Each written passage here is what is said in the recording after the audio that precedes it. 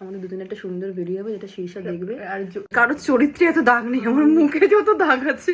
আমি এখনো বুড়ি হইনি। তুই বলছিস শীর্ষা বুড়ি হয়ে গেছে? শোন, হাগা নেই যার পোড়া অঙ্গ তার। একদমই। বোন আমাকে বলে তুই এত ব্লাশ লাগাস, পুরো জোকার লাগে। কপালিক।